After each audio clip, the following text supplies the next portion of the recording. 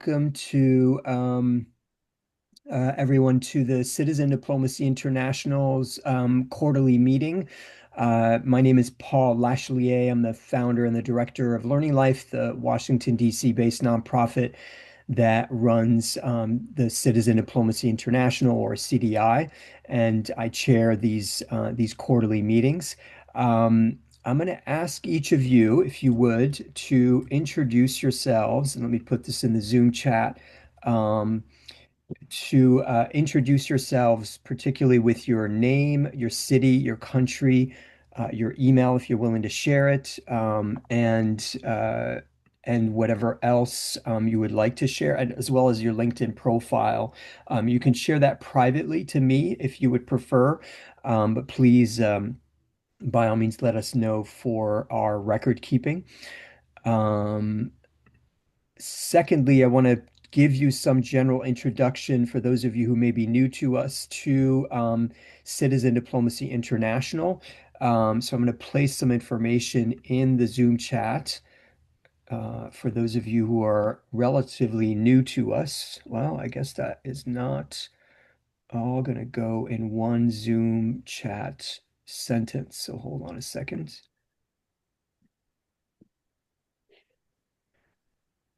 And there you go.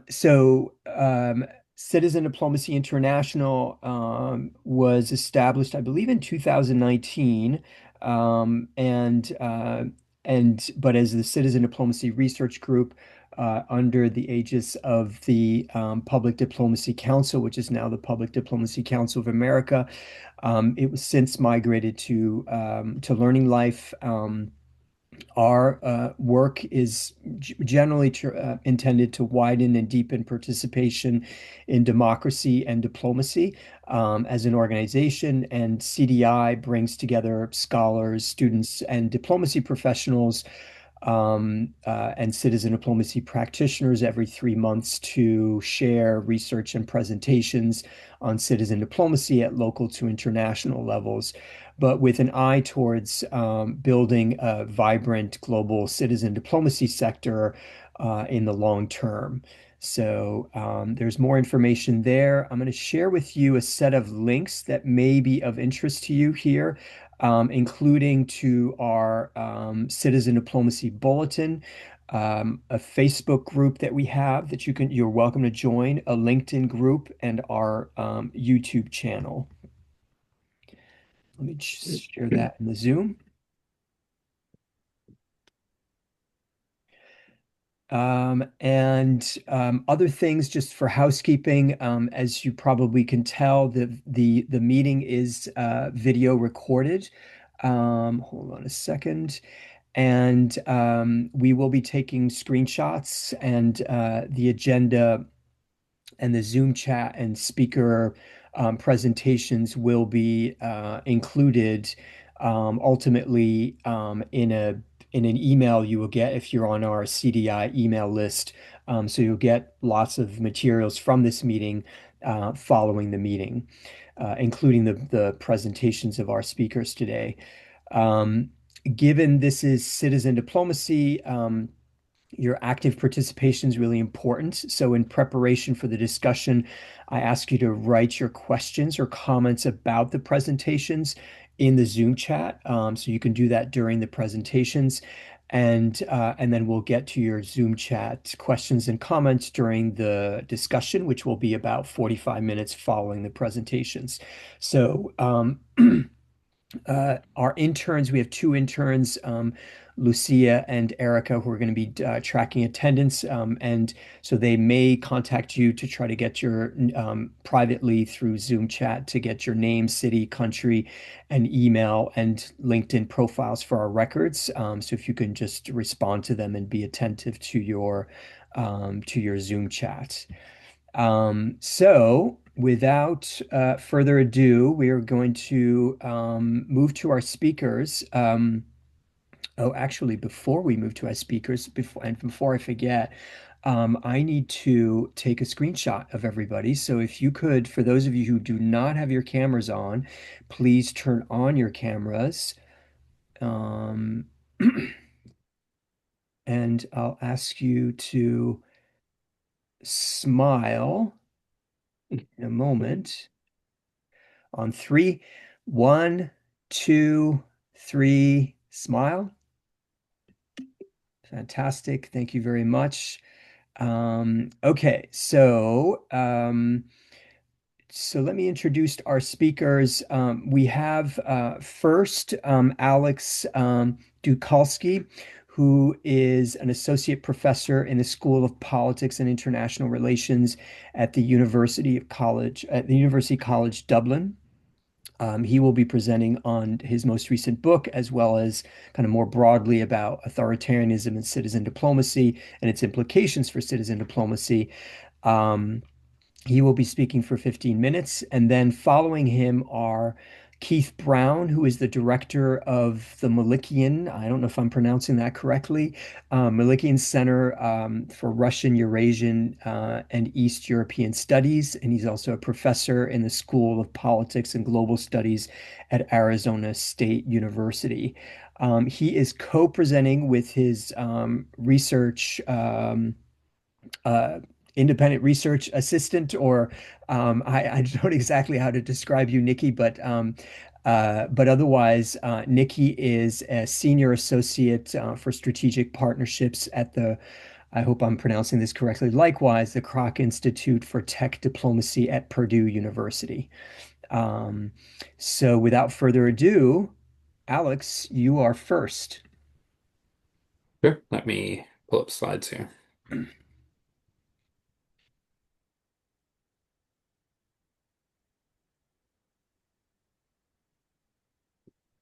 Can you see okay?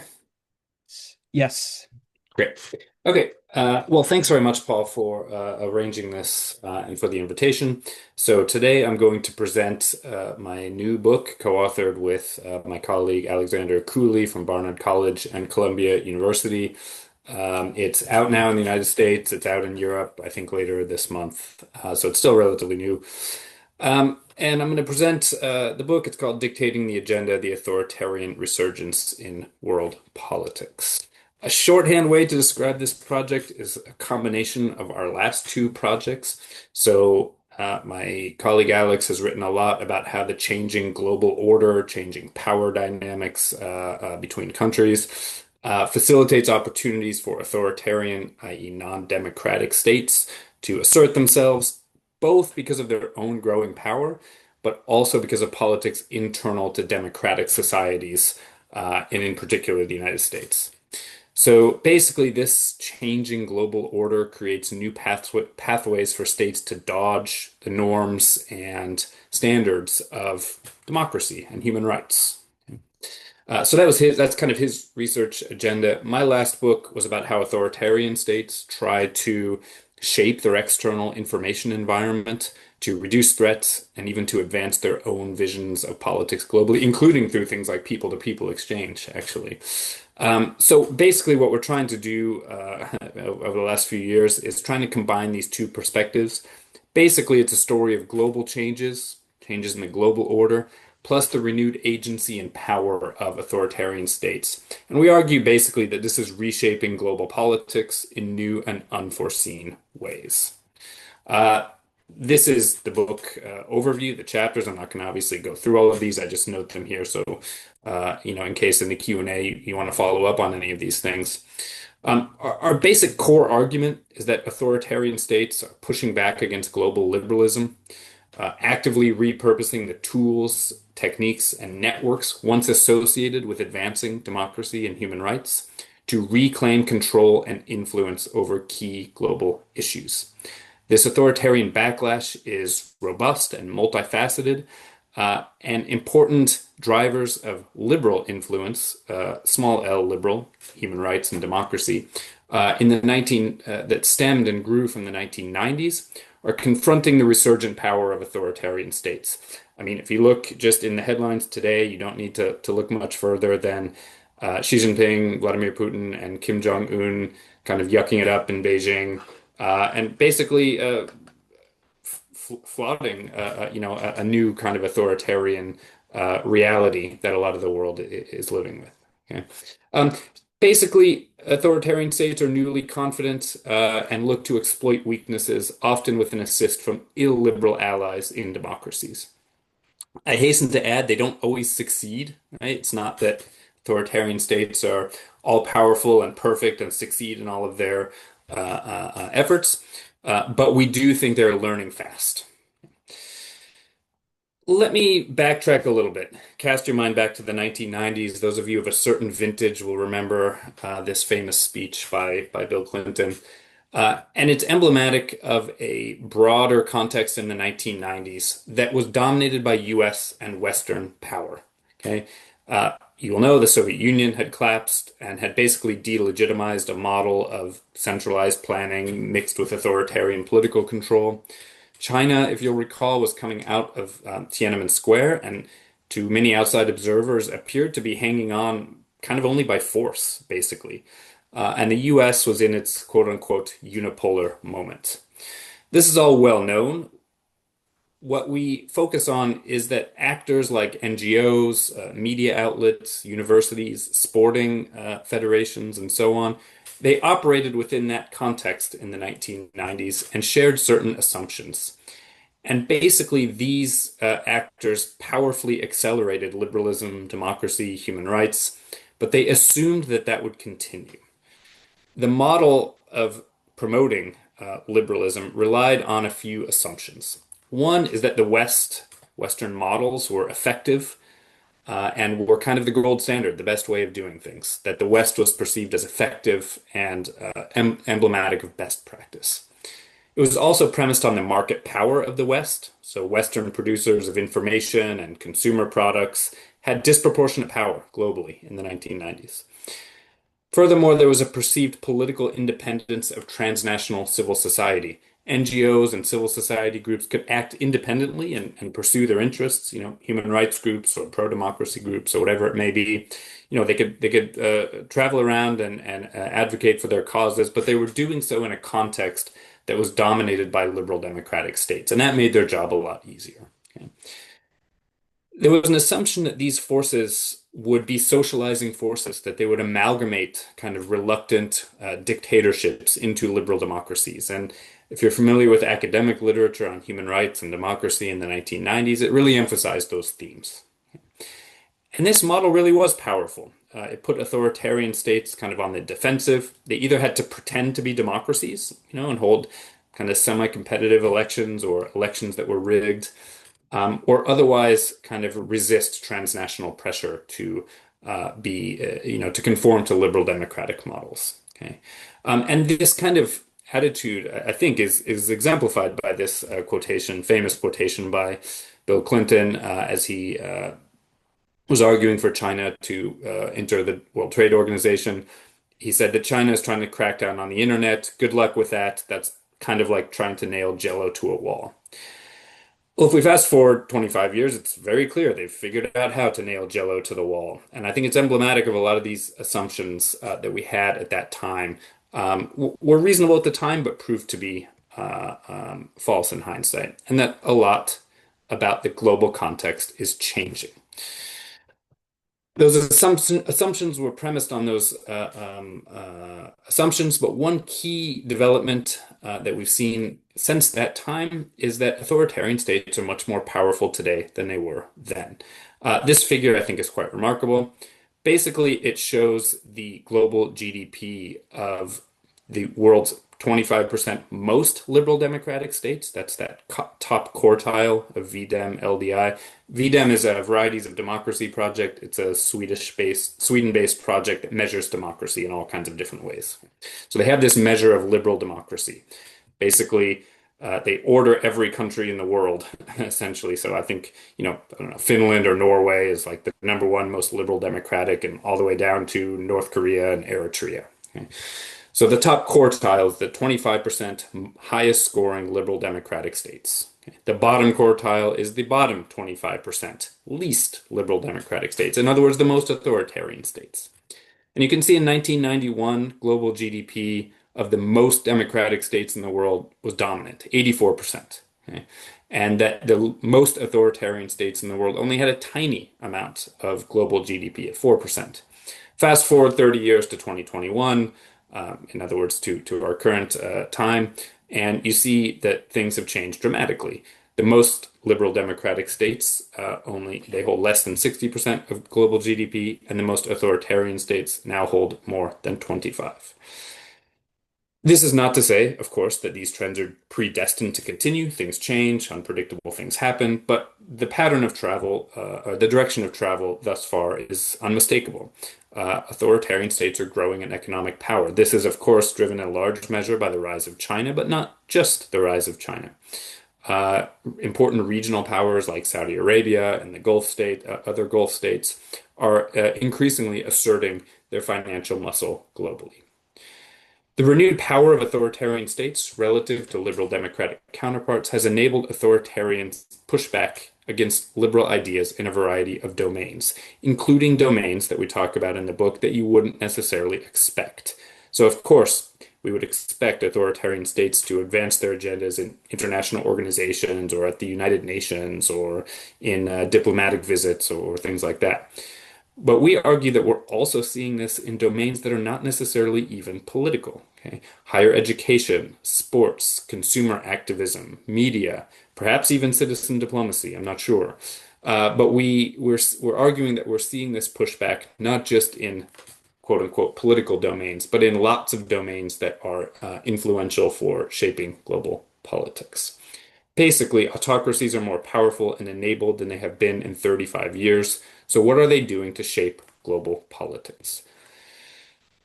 We propose kind of an account, theory, or a simplified model of how authoritarians have responded to the dominance of global liberalism and are pushing back with their own ideas. Okay, we call this sequence the authoritarian snapback. As the metaphor suggests, rather than just passively accepting or defensively reacting to external pressures, authoritarians have grown much more self-confident and aggressive in confronting external pressure, especially when it is rooted in Western norms or liberal values. And they take a few steps, and we argue that these escalate from more defensive to more offensive, and from targeting a more domestic audience to targeting a more international audience. I'll just briefly explain what I mean by each one of these, and we can talk more about it in the Q&A if you want. When I say stigmatize, I mean that authoritarian states target messengers of liberal ideas of human rights and democracy.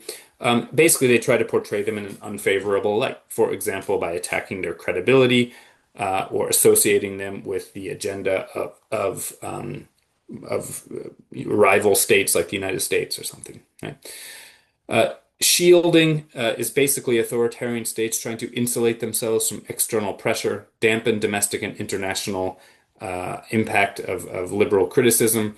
Basically, this comes down to like censorship, blocking civil society groups from doing their work, and those kinds of tactics.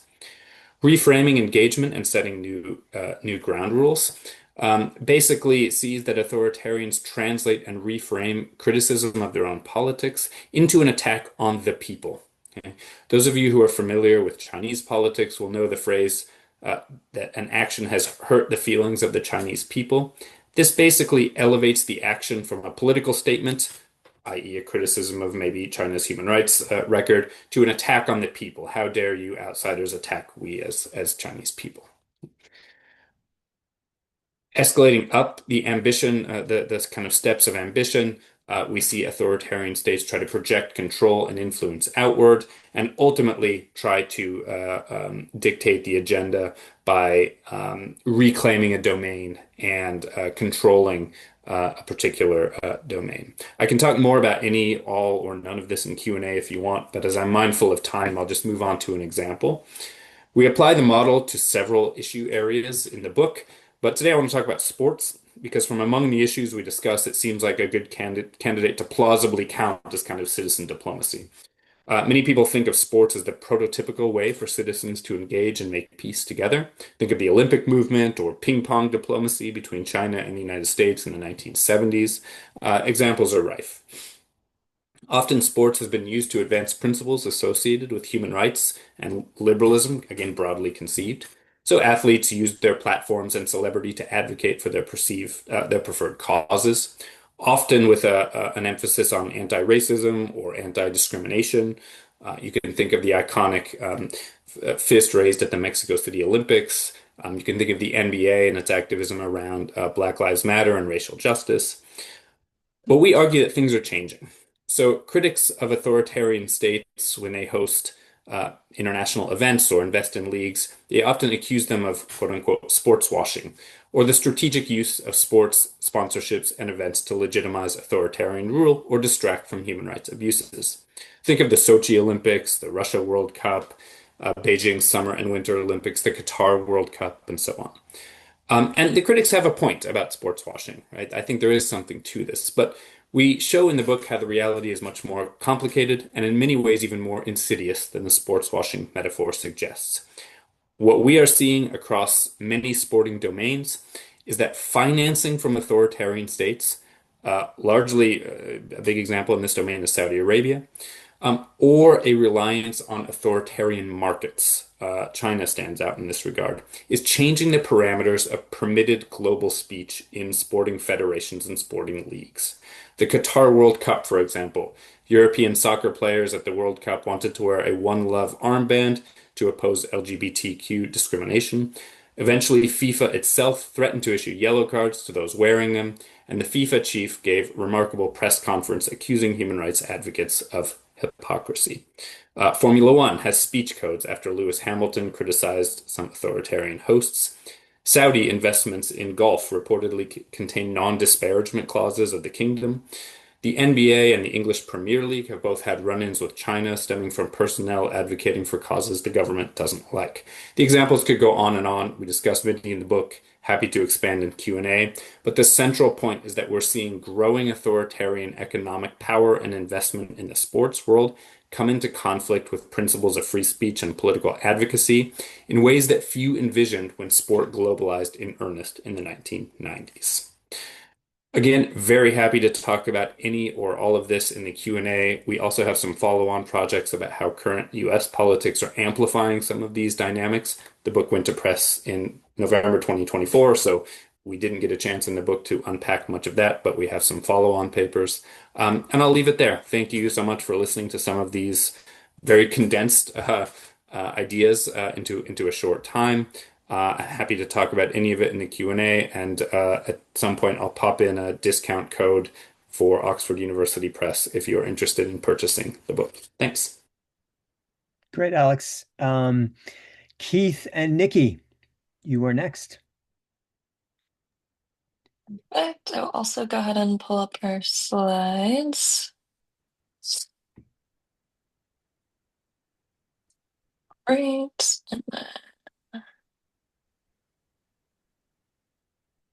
All right. Can everyone see that? Yep. Good. Perfect. All right, so I'm going to do a quick introduction of our project, and as mentioned and shared, we're looking specifically at U.S. Russian and U.S. Ukrainian sister cities from past to present, especially in the context of the current conflict, to really look at um, how organizations like Sister Cities International are operating within a context of great power competition, and the importance of these relationships, and how cities around the country have been responding. Um, and so First, I'll introduce myself. I'm Nikki Henshaw. As you mentioned, I am a research contractor, independent, whatever you want to call me. Was reached out to by my incredible former thesis director when I was a student back at Arizona State University, to help collaborate on this project because we had originally worked together during my time at ASU on another great project that Dr. Brown led on Tempe sister cities, of course, the hometown of Arizona State University, and the incredible program that they have there, and mapping out citizen diplomacy activities from an Arizona perspective. And I think I see some GW people in the chat. I came back out to DC to do my master's in global communication and public diplomacy at GW. And then, as Paul mentioned, I've been working at Purdue University's campus out here since. I'll turn it over to Keith for a quick introduction as well. Yeah, thanks, Nikki. And I think co-investigator probably works. Perfect. Thanks. Yeah, so I'm an anthropologist by training. I kind of work from the bottom up. I tend to ask very qualitative kind of ethnographic questions. And so this is we're presenting something very much. Oh, okay, thank you. Is that better if I speak up, Jim? Anyway, I will speak up. We're presenting something very much at the beginning of a project. This is a project for which we've recently applied for funding. We're doing some work with some initial support from the Malikian Center's National Resource Center grant. And so we're very much at the beginning, so it'll be a little less polished than Alex's presentation, but some of the same themes may recur. So Nikki, we'll stick with the plan of me doing the first few slides and then back to you. Yes, Yeah, go for great. it. Thanks. So you want to take us on? Yeah. So like I said, it starts with a qualitative type of question. As Nikki mentioned, we were both interested in Tempe's sister city relationship, which included a relationship in Yugoslavia going back to the early 1970s.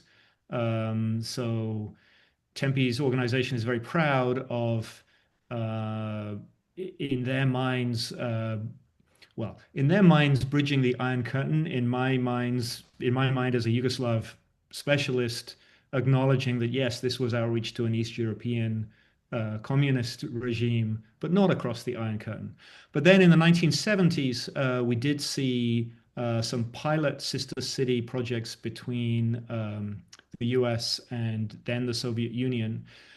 And Nikki and I were struck, and this is based on data that Nikki's been assembling, just counting out how many sister city partnerships were created, especially in that, in the 1980s, as the peace movement and the anti-nuclear movement brought citizens together.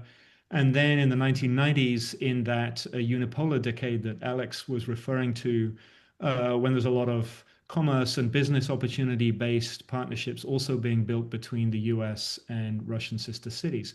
And so this was there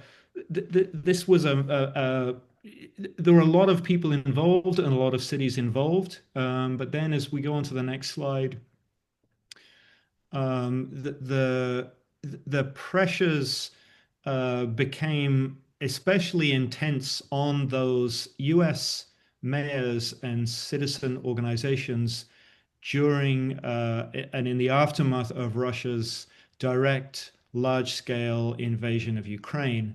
When,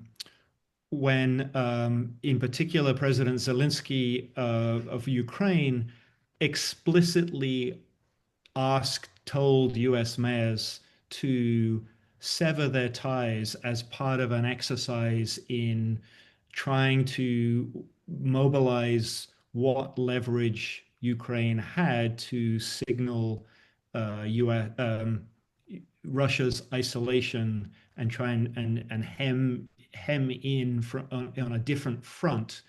Uh, Claims, again, to Alex's point, claims that President Putin, for example, can make to Russian citizens that Russia is re-emerging on the world stage. This was something Zelensky reached out to as a kind of symbolic way of signaling that at least some U.S. cities and some U.S. citizens didn't buy that normalization. So that's this slide just relays that even though 2022 sort of brought this into stark relief, it carried on discussions that we saw once we started looking into press coverage and started talking to US sister city organizations, pressures or concerns that have been mounting since 2012, the significant upscale in, again, back to Alex's diagram, the uptick in Putin's internal authoritarian turn combined with a new approach to international relations when the reassertion of Russia as a great power really started to take hold, and we saw already from 2012 onwards as new legislation was passed in Russia after Russia annexed Crimea, after the internal system which empowered mayors and regional politicians for a while was then re-centralized to Moscow.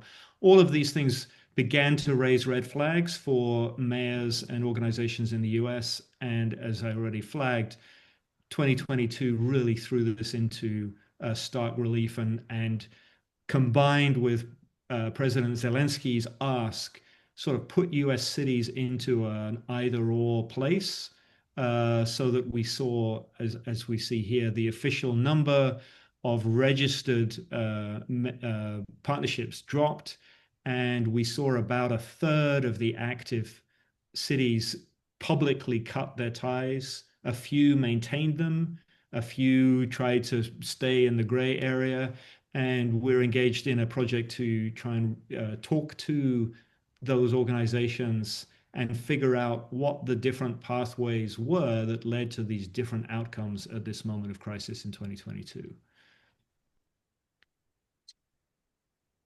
So again, as I flagged, President Zelensky's video call meeting with a U.S. Conference of Mayors in June 2022 made this appeal directly to mayors. He highlighted, again, presumably having organized research on the part of the Ukrainian Foreign Office. So he shared with U.S. mayors particular stories of Russian cities' involvement in the kill chain against citizen populations in Ukraine as early as June 2022, and really put this moral pressure on mayors to go back to their cities and cut these ties that they had, in many cases, citizens had painstakingly initiated in times of crisis, pursued and maintained in times of difficulty, and then 2022 becomes this either or point. Nikki, over to you. Perfect. So, as mentioned, what we have been working on over the past couple of months is mapping out the landscape of some of these diverging city responses, and like we found about 119 US-Russia sister city pairings, and 28 officially ended via the Sister Cities International database, but even more that we found and through our open source research on that, and are still mapping. And so I just wanted to highlight a couple of the headlines and responses that we see here from both the US and Russia sister cities, as well as US and Ukrainian sister cities.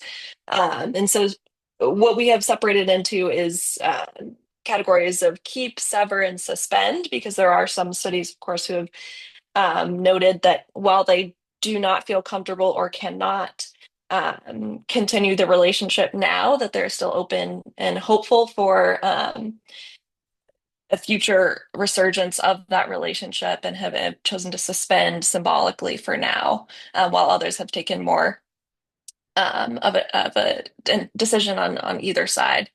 And some of the things I want to point out specifically here are a lot of the local leadership and local government leadership through some of these decisions. And so you'll see, especially the mayor of Chicago, that was a very well reported on ending of the relationship with Moscow.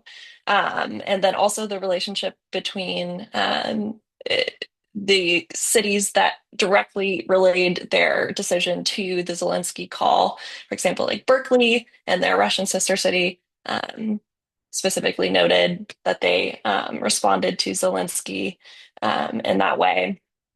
And on the opposite side, sister cities like Jacksonville noted that, yes, we did acknowledge this, but have remained strong in our relationship.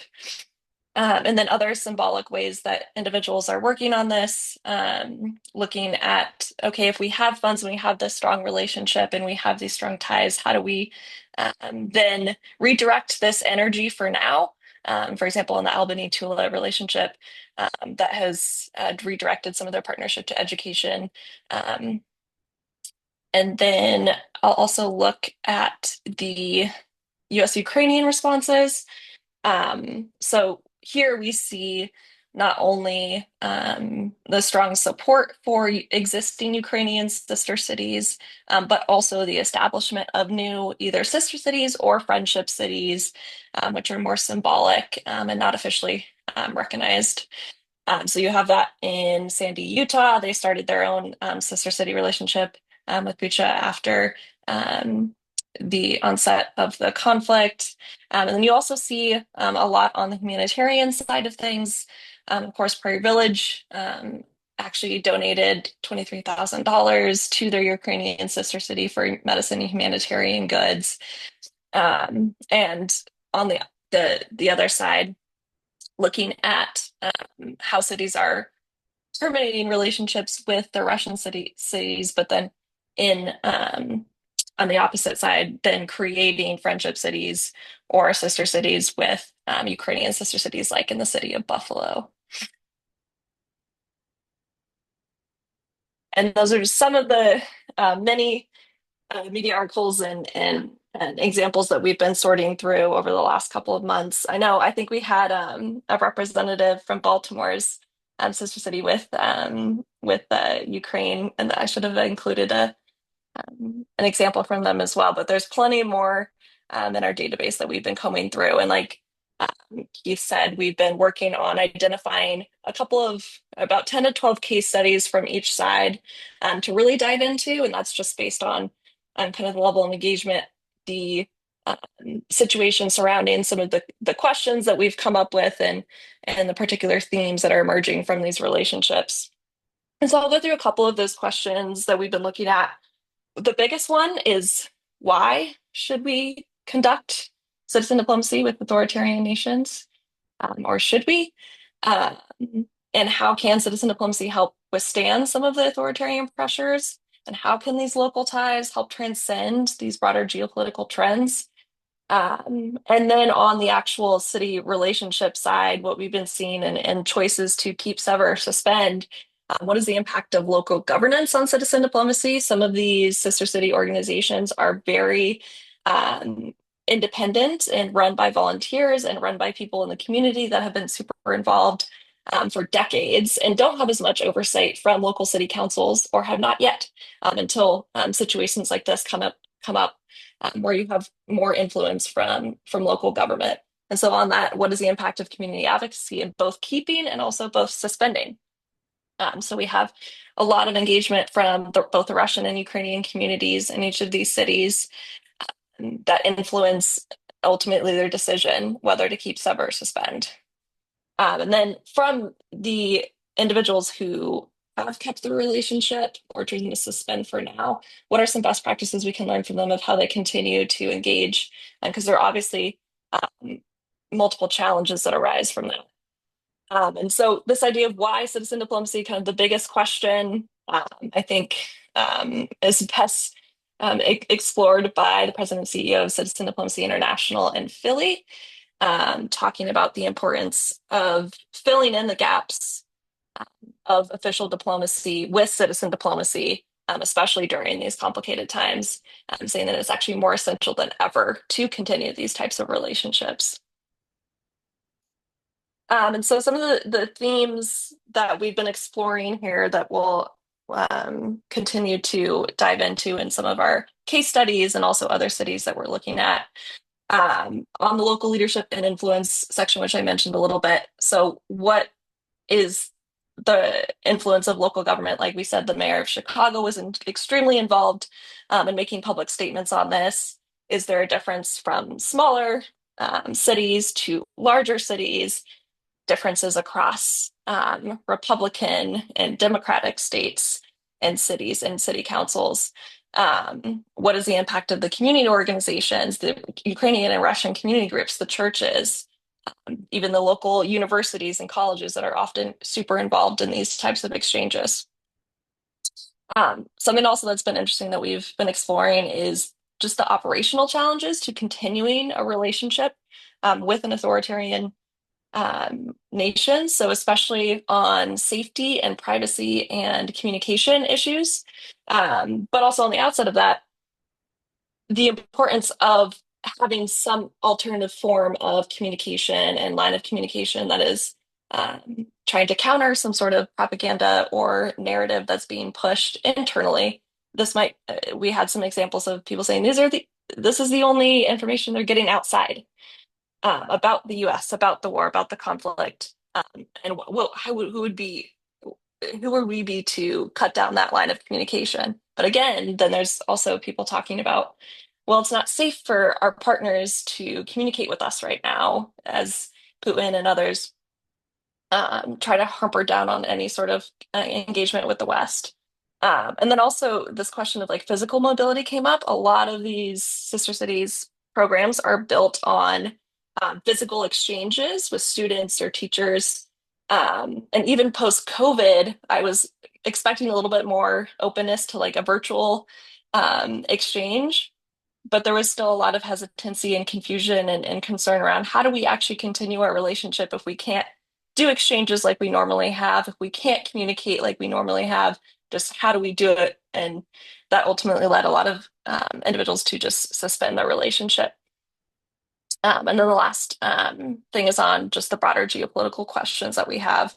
Again, thinking about one of the underlying tenets of citizen diplomacy is yes, you're engaging citizen to citizen rather than with governments, and people aren't necessarily always um, actual representations of their governments. But again, in situations like this, it's really hard in a sticky line to um, make a statement about the government and the leaders while also still engaging with the citizens. And so a lot of cities have been going through that question as they choose whether or not to maintain their relationships. And then again, we talked about on the humanitarian angle of the Ukrainian relationship, that has been a much easier thing to sell in local city councils and governments, with community organizations, with people. It's a much easier relationship to explain and encourage and maintain than maybe some of these Russian cities. Again, like going back to Zelensky's call, where he's like, "What are you even getting from these relationships at this point anyway?" And so those are some of the emerging themes. I think we're kind of at time, so I will go ahead and end there. But excited I see a lot of comments popping up, so I hope they're all good. Excited to engage more with this in the Q&A with you guys. Great. Thank you all for all three of you for your presentations. We are going to transition to discussion. And so this is a good opportunity for you guys to um, raise questions, but also comments. Feel free to do so in the Zoom chat. And by the way, all of your comments and questions in the Zoom chat are going to be shared out to our broader audience on our email list, which has now over 1,300 people across the world in 110 plus nations. And so choose your words carefully, I suppose. But I encourage you to comment and to ask questions. And we're going to proceed. And what I'll do is just proceed up or down this list of questions and comments, and then just have you, if you don't mind, articulate your question or your comment rather than having me do so. And so we'll start with with actually Itai from who's joining us from Zimbabwe. Itai had a question, and I'm wondering, Itai, if you are still with us, because his connection is oftentimes tenuous. Itai, are you with us? Yes, it looks like he is. Do you want to go ahead and ask your question? Can you hear me? Yes.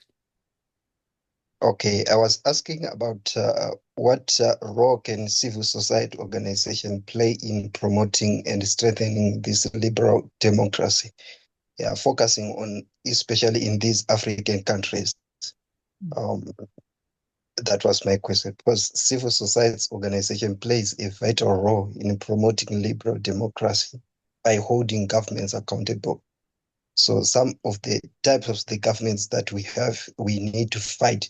So this is why I'm asking, what is the role that a civil society organization plays? Great. Thanks, Itai. And maybe Alex, do you want to go first? Yeah, Paul, do we want to do one on one or do we want to gather several? No, just Up to yourself. yeah, One one to one. question at Okay, a time. great. Yeah, great. Thanks very much for your question. Yes, civil society is very important in promoting democracy and human rights. We have a lot of research, not by myself necessarily, but a lot of research across using a lot of different methods to show that that's the case. Potentially the most important piece of evidence for its effectiveness, though, is that authoritarians crack down on it. So you've seen a wave in recent years of administrative restrictions on civil society organizations, consistent with the idea that authoritarians learn over time and adapt their methods to globalized information environment. They're not just cracking down on civil society through physical repression. They're using administrative restrictions, right? Onerous registration procedures, having a government sponsor for your civil society organization in order for it to be registered, criminalizing or surveilling financial transactions with external actors. Okay, so all these administrative barriers make it much more difficult for civil society organizations to operate. And the reason I say authoritarians are learning, they're not just learning, they're also copying from one another. So a lot of these pieces of legislation are just straight up lifted, like copy and pasted literally from country A to country B, because we know these methods work to limit the ability for civil society organizations to operate. Yeah, and so Alex, you were getting more to the kind of constraints rather than given those constraints. I guess the question Itai's question still stands about, what can, given those kind of evolving and increasing constraints, administrative constraints, the kinds of things that civil society organizations can do. Do you want to chime in on that before we go to Keith or Nikki? Sure. I mean, I think the the number one thing from my point of view is funding. We have to find a way to get these organizations money. I think cuts across the democratic world for foreign aid and democracy promotion do civil society no favors. And so to me, like the number one thing would be to like find ways to get money to these people. Gotcha. Keith and Nikki?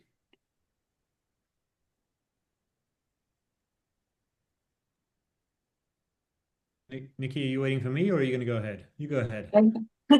Yeah, I think like I mentioned a little bit, a lot is on the kind of communication alternative narratives in that space, especially with the sister cities organizations providing being able to provide different perspectives and viewpoints on affairs that aren't being sponsored or promoted by, for example, state governments and authoritarian governments.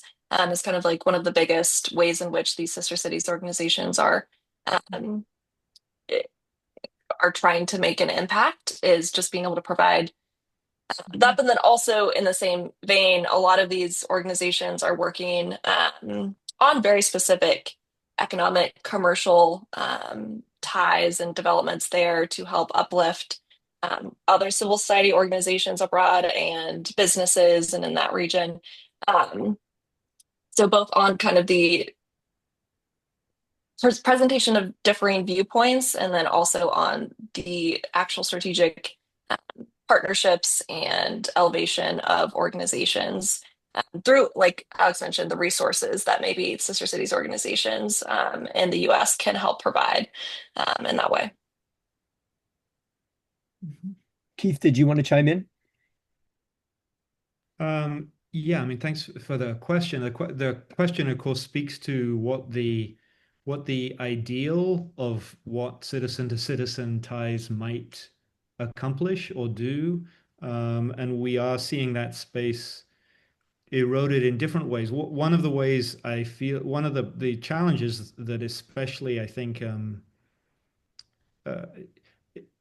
how would I put this? I mean, looking at some U.S. sister city organizations, some of them seem shaped more by a kind of humanitarian power differential dynamic rather than a citizen solidarity. We are in the same boat and we have similar interests and perhaps have resources in common that we could learn from each other. And I think the more as Alex has pointed out, and political scientists are very good at documenting organization doesn't happen organically, right? As humans, we're quite bad at doing it at a distance unless there are resources involved. I do think there's something about the spirit of voluntarism that has been eroded um, everywhere by economic pressures everywhere. And at some point, I think the answer isn't trying to plow more money in, but actually rekindle the spirit of voluntary, non-funded, non-traceable, money driven relationships to try and rebuild some of these solidarities between citizens facing, as I said, somewhat similar challenges in different parts of the world. Mm. It's interesting, Keith, that your position you just articulated is somewhat different from what Alex articulated, which is more funding. But I gather more funding from governments comes with with tethers or some sort of restrictions and conditions and so on, whether whether these are coming from democratic or authoritarian regimes. So that's interesting.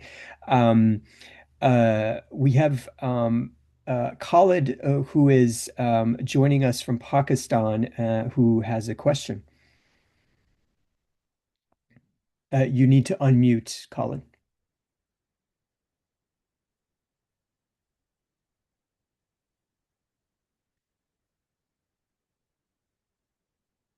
You're still muted. There you are. Oh, I think you just muted yourself again.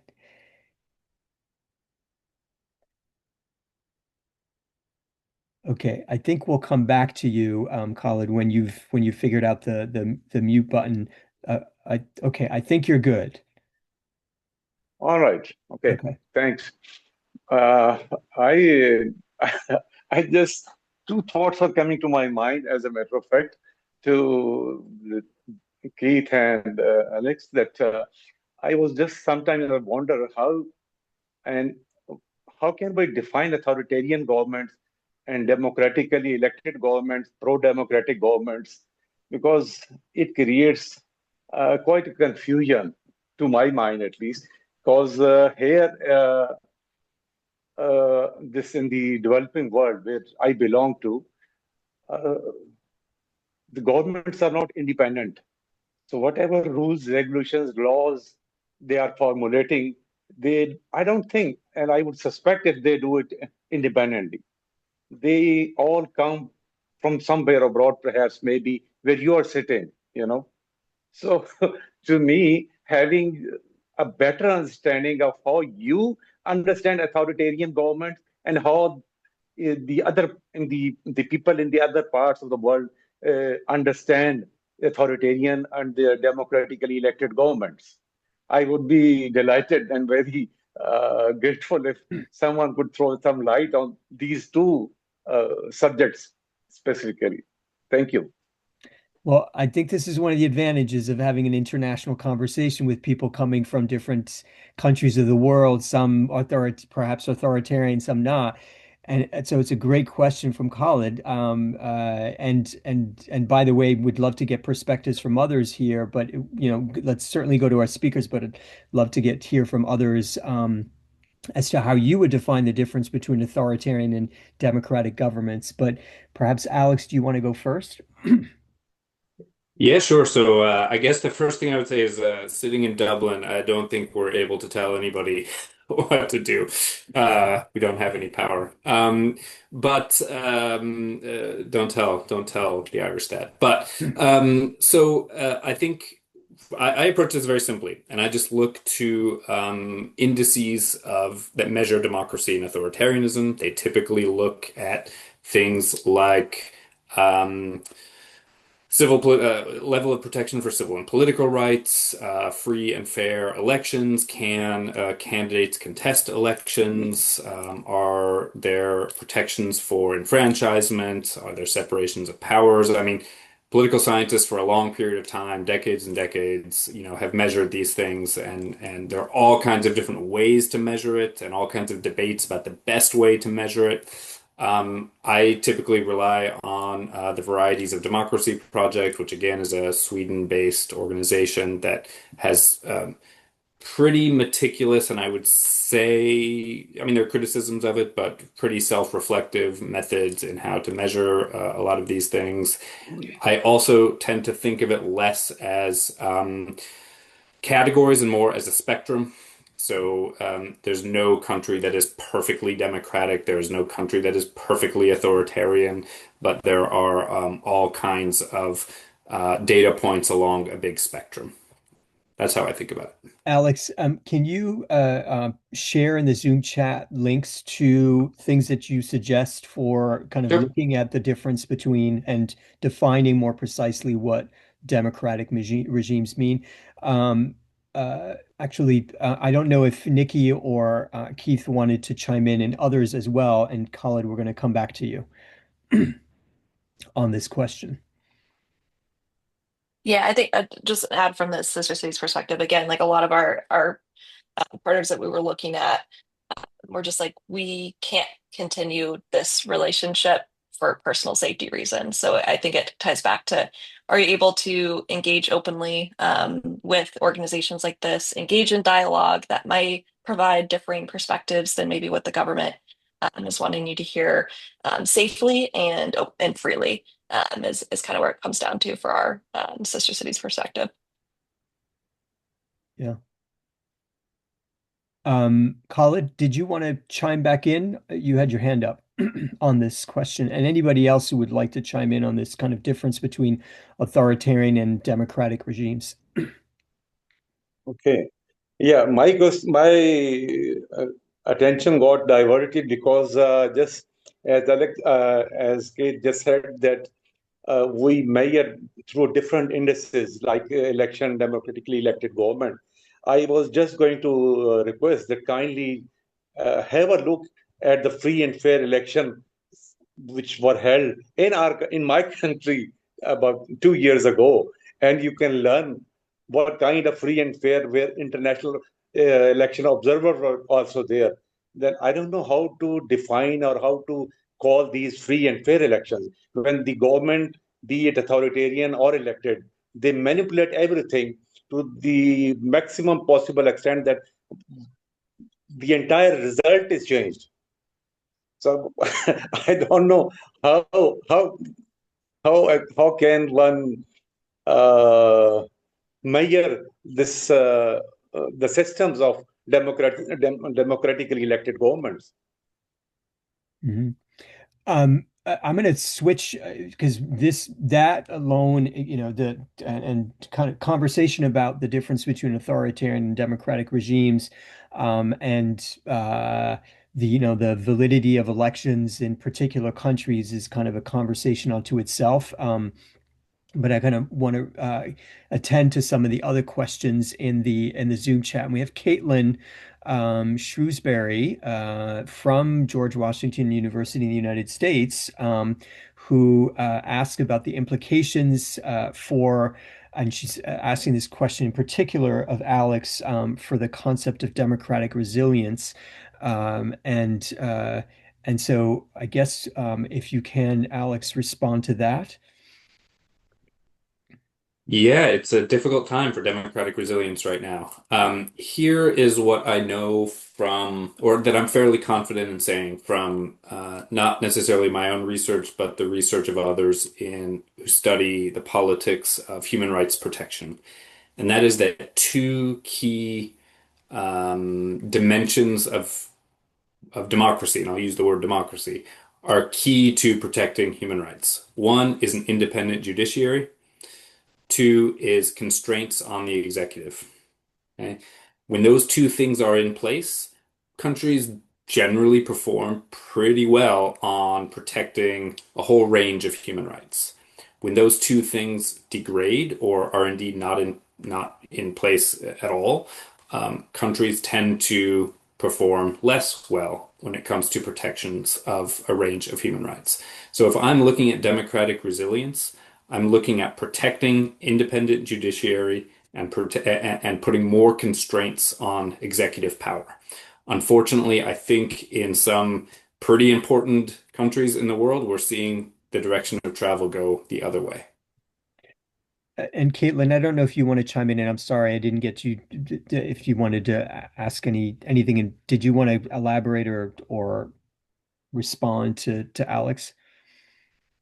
No, I appreciate that answer. Thank you very much. I just had read the one of the more recent issues of Journal of Democracy where a lot of people were talking about, whether or not democracies really can bounce back. So I thought it was an interesting counterpoint to if authoritarians snap back, is it possible for the same to occur?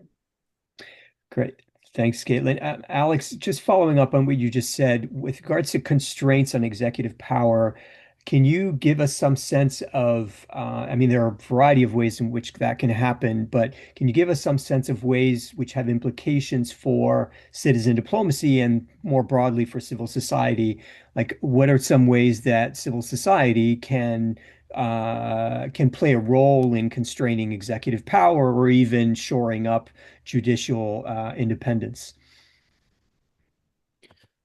Yeah, I mean, I think so. We often think of, not we, many people think of civil society as sort of a democratizing or a liberal um, uh, domain of action, right?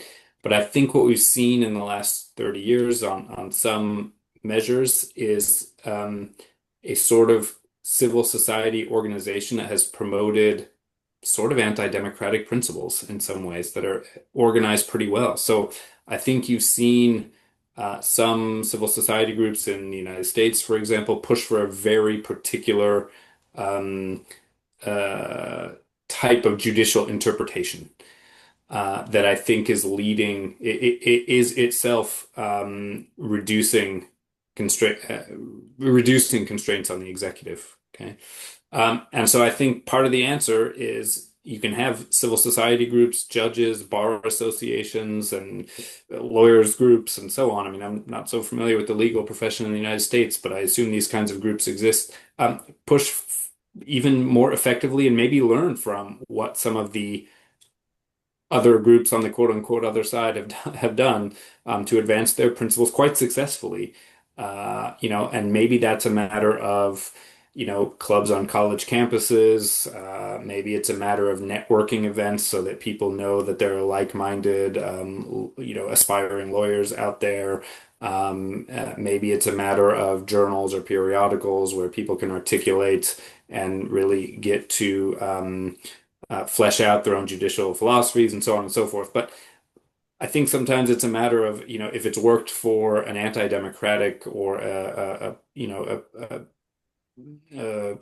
group that's trying to go in the opposite direction of you, maybe learn a bit from the tactics that those kinds of groups have adopted while still maintaining, commitment to your own principles and values. Mm. We have, I realize from the comments here that we have a couple of sister city leaders with us, one from Baltimore and one from Washington, D.C. And I'm wondering if you guys can chime in on this, given that in part these are presentations about sister cities. Christine Warnke is I gather, the president of the DC sister cities. And so I'm wondering if you can speak to what you're doing in this kind of war footing Absolutely. and kind of how do you respond to authoritarianism as an organization?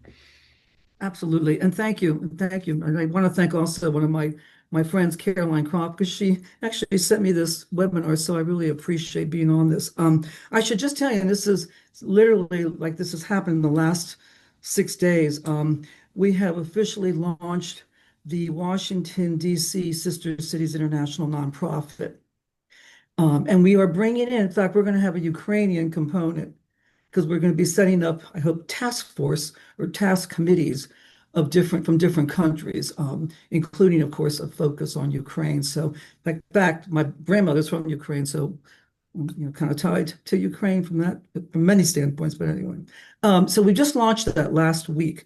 I am the state representative, however, for Sister Cities International, which, as you all probably know, we have 15 of them here in Washington, D.C. One of them, however, has been kind of deemed, I don't know, Congress has asked that this would not be listed anymore, which is Beijing, China.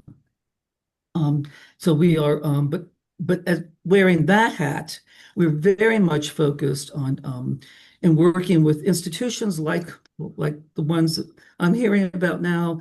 We certainly want to grow because we are in the nation's capital and we're in the diplomatic mission center. And so anyone that wants to reach out to us, and we would love to hear from you. And certainly we're looking at many different countries. And as I said, I spoke on a panel the other day up in Greenbelt, Maryland, to the Republic for Guinea Americans.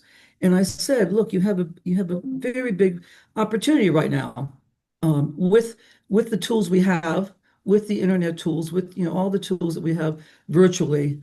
We can be having a number of programs and we can be really talking to our youth. And a lot of these African countries have a very large populations of youth. So let's do that. So I guess that's my message today, but I would love to hear from people. I put that in my chat, in the chat, and we want to bring as many people as possible involved in this process.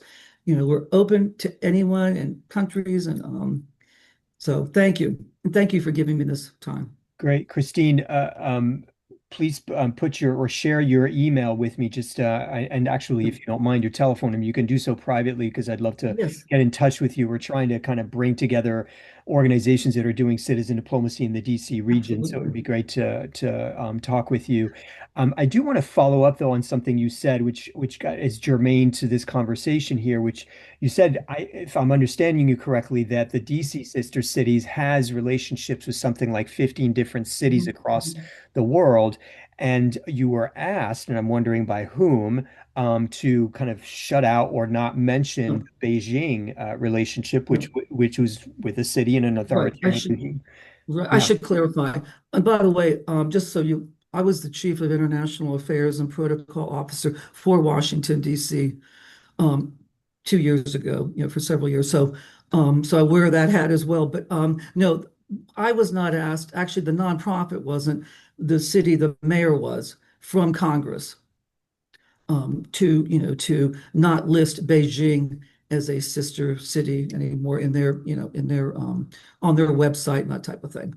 So it was directly from the Congress to the mayor's to the city to the city government. So, right. And it's to not list or to shut down the Well, relationship with that's Beijing. that I mean, they're not obviously Congress, and you've all seen it, and they have the Select Committee on China, as you all probably know. Um, but I don't know all the details. I just know that there was a letter of some form of communication sent to the mayor directly asking that, that certainly, China be taken off the list. Now, what that activity is and what it isn't, I can't really talk to that. Although I understand last week there was a very large kind of a parade of Chinese Americans, and that's different, Chinese Americans at the Freedom Plaza. But I just don't know I don't know the context of that letter. I haven't seen that letter, but I just know that it has been taken off the DC website. Beijing has. So this speaks, I guess, to Keith and Nikki's point about kind of the independence to some extent of civil society from governments, whether it be city or national. But I want to allow Karen Leggett, who's joining us from Baltimore, the Baltimore Sister Cities, and has been posting in the Zoom chat. If you want to offer your own perspective, anybody else who happens to be from a sister city chapter anywhere in the United States or the wider world, Karen. I don't have a lot of pithy remarks. I'm with the Baltimore, Luxor, Alexandria, Egypt Sister City Committee. we have tried over the years, particularly to involve young people, and have had more logistical problems. And we aren't currently involved in any sister city relations that would address all the current political issues in the Middle East. The one committee that has done that more than anything is probably our Odessa committee. There is somebody on the call, Alexandra Hersky, with that committee, and they have been very involved in fundraising. Some of the other things over the years, Baltimore actually has 8 sister cities, and they're all ports. So they have that in common. During the early days of the pandemic, there was a very interesting connection with our Xiamen China connection, and Xiamen provided a whole lot of masks to the United States through the sister city. It was a donation of masks. And it was interesting because there was so much criticism of China, obviously, at the very beginning of the pandemic. So it was a very interesting humanitarian way that Sister Cities was able to address a very specific need that wasn't political. That was just people helping people, and I think that's probably one of the stronger ways these organizations can be helpful. And we are. I had put something in the chat because of Keith Brown's comment about the economic challenges to voluntarism. And I was wondering whether he was addressing the economic challenges that individuals and families feel, and therefore people just don't have time to volunteer, if that's what he means, or if he means something different, because we're certainly finding with our sister cities, and probably others have found with other groups, very hard time getting younger people to come in as leaders. And it's their time that's always mentioned as the reason, the lack of time. But many of us were involved in volunteer activities when we were also younger people with careers and families. So I think that economic argument is interesting, and it's certainly an issue for a lot of these volunteer groups, whether you're promoting democracy generally or through sister cities. Finding a new generation to lead these organizations is critical, and I'm not sure where those people are. Mm. Great question, Keith. If you could respond, but also respond to her second question, which is a really good one in the Zoom chat. Is there any volunteer infrastructure in more authoritarian countries, right? Because it seems that that's precisely what authoritarian regimes are suspicious of, is any kind of voluntaristic action that they don't have some sort of control over, I would imagine. Yeah, thank you. And I see also Diego has asked also to weigh in on sister cities. So maybe we can go to him next. Just very quickly, thank you for both of those engagements. The youth angle is absolutely the one that we're interested in. That is how, given this wealth of knowledge, experience, passion from the sister city organizations in the US, especially these founders from the 70s, 80s, 90s. What is it that's preventing that fire catching for another generation? And we've also heard, and I think the economic argument is part of it. I do think as an older person myself, I feel like I felt more economic security even as I was working hard as a young person and therefore felt I had free time I could use for other things. And one of the things, to circle to the second question, one of my big learning experiences is working in the former Yugoslavia and hearing from citizen activists in the late Yugoslavia. So they were living in what was perceived from outside as authoritarian, back to Khalid's point. They were operating in a country which ostensibly the access to resources was less than elsewhere. And they got involved in environmental movements and they started them, and they did it with virtually no resources and certainly with no funding from outside. Um, and so there's something about I feel there's something about late capitalism that makes all of this passion super hard to channel. It makes it harder for people to find each other, even though the communication networks you would think would make it easier for people to find each other. And so again, I wasn't, you sort of framed me as kind of disputing Alex's point about money. Money matters, right? But it also matters the channels by which people can access enough resources to feel comfortable to devote themselves to citizen activities. And that, I think, is a problem everywhere. And it feels it's I think there's a way in which citizen mobilization, including in the US, like against federal programs which ostensibly are doing good things for people, is actually driven by this sense of precarity and uncertainty. And at the moment, th th those folks aren't hearing a story that tells them that the way out of it is working together, to find common cause with neighbors who might not look like them, and to change the system for the better. I know I'm sounding like a revolutionary now, but but I feel like that's a piece that's missing in a lot of places right now. And sorry, back to the question about voluntarism in it's somewhere like contemporary Russia. Uh, yes, it's of course it's when livelihood is being suppressed, then it's hard for people to think in terms outside themselves. But not a Russian example, but a Serbian example.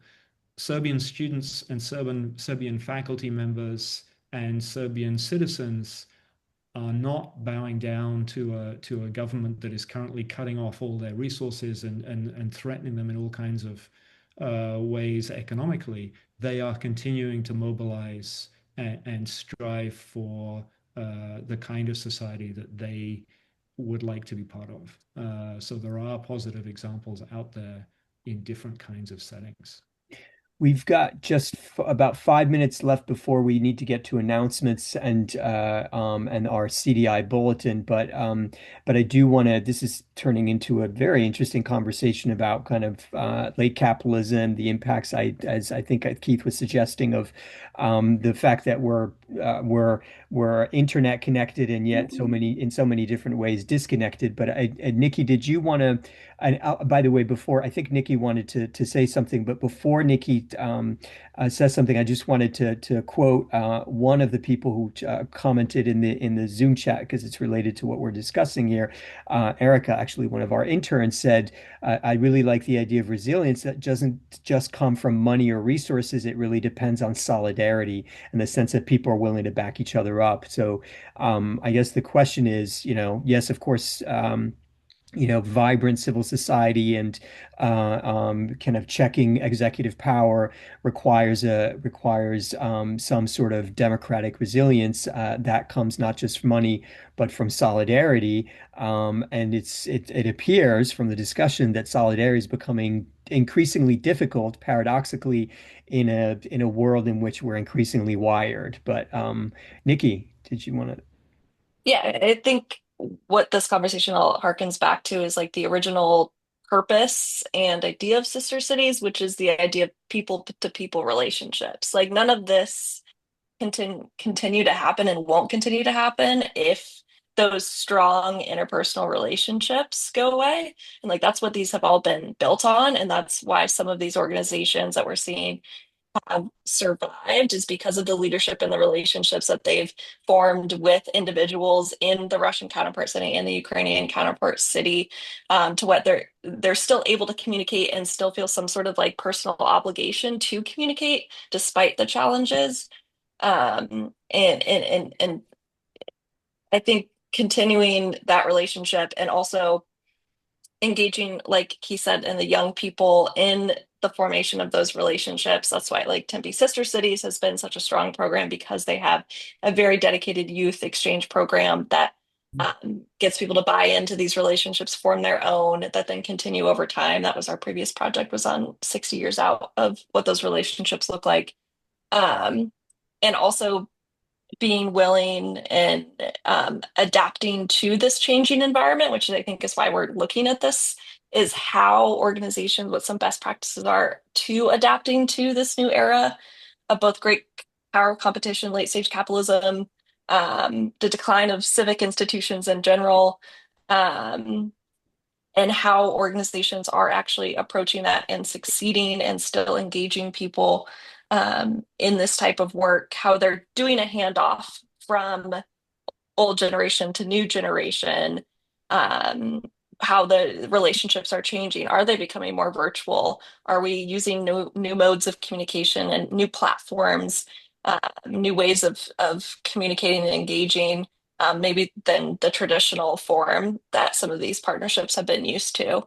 And so that's really what we're trying to learn from all of the incredible organizations across the country, like Baltimore and DC and others.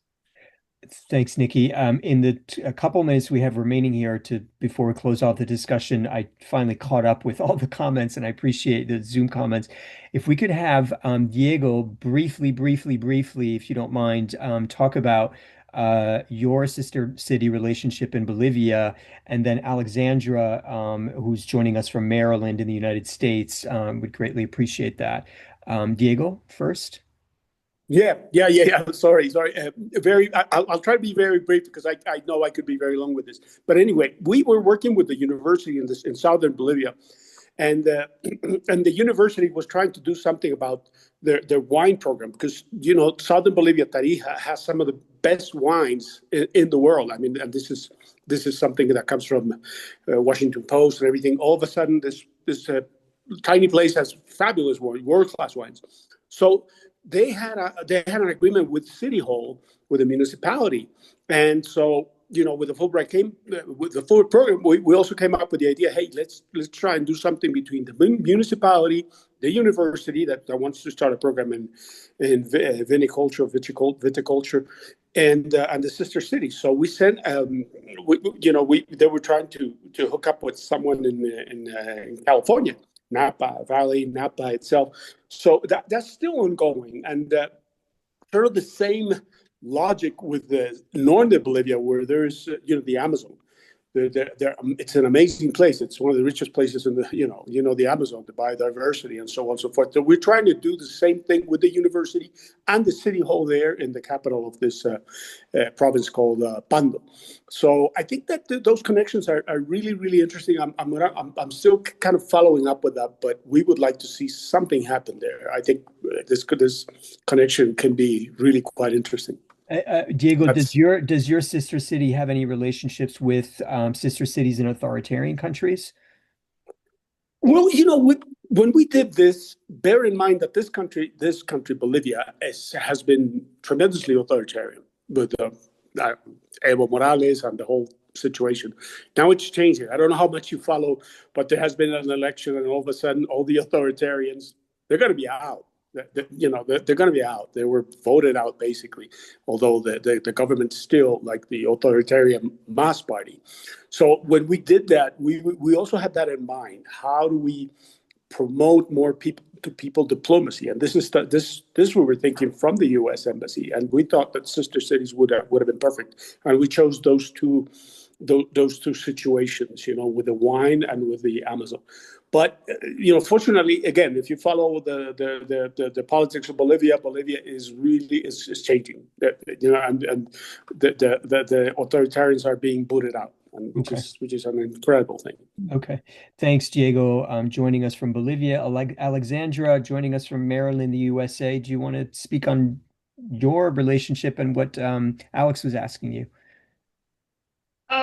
Yeah, I can briefly. So I guess I'll start by saying that those are two different relationships that we're talking about, because I didn't work, I volunteered as on the advisory board of the Columbia Association's sister city committees.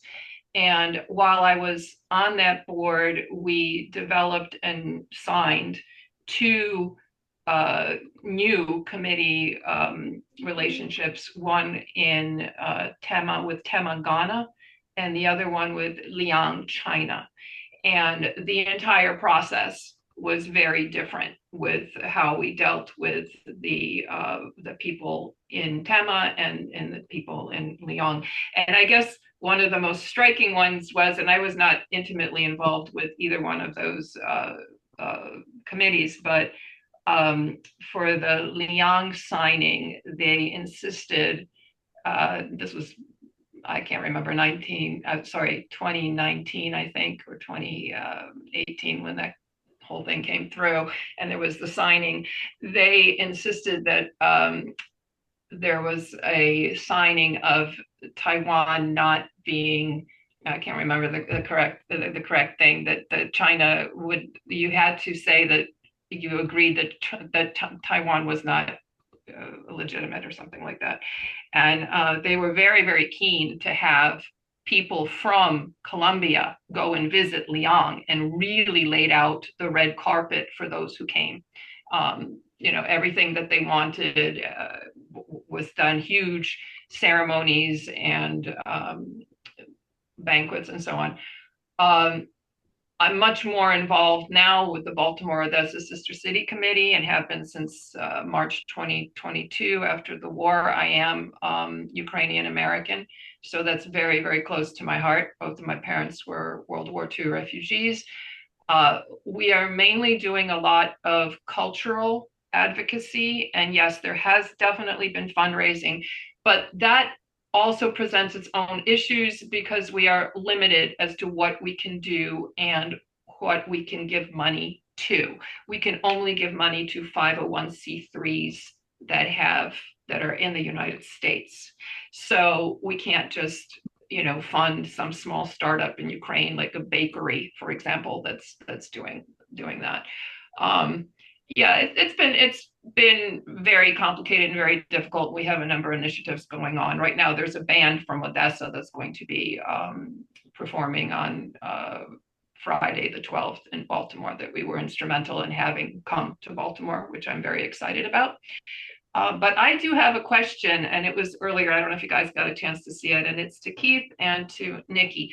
So Sister City International, when Zelensky asked that those ties be cut with Russia, they came out against that.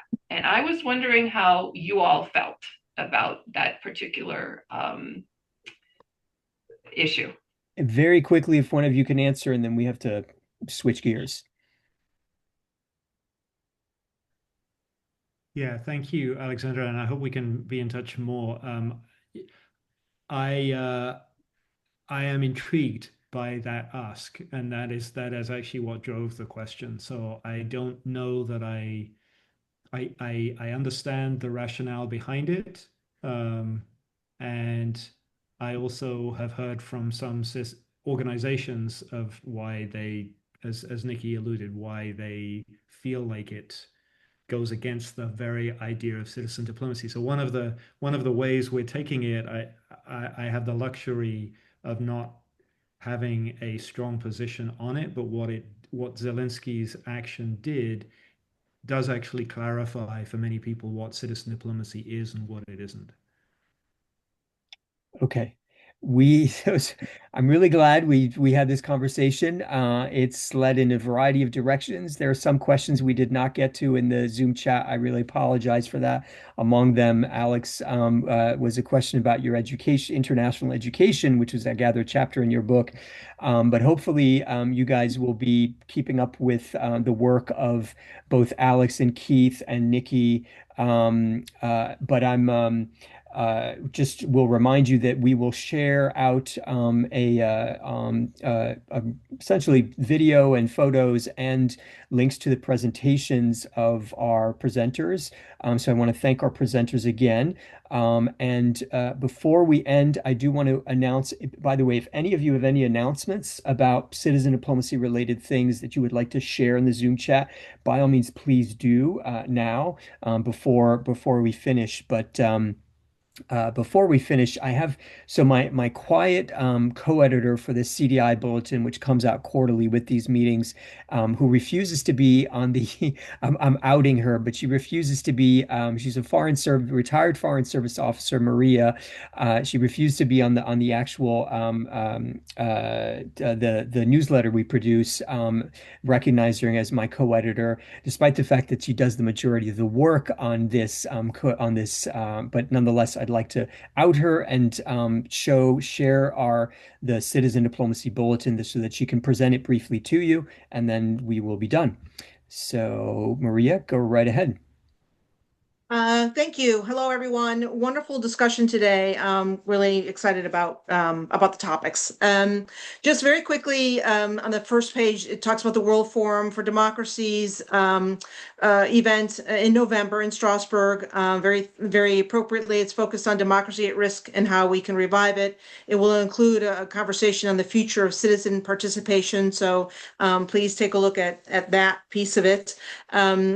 Continuing on, there is also the Chatham House and SNF Agora Institute are doing an online event next week, a week from today, again, focus on sort of democratic resilience. So hopefully folks can take advantage of that. And then we've got UNESCO's got a conference on cultural issues. The Academy for Cultural Diplomacy is doing a forum in October in Berlin on advancing development, democracy, and peace. And then I also just want to put a plug in for UNITAR at the bottom of that page.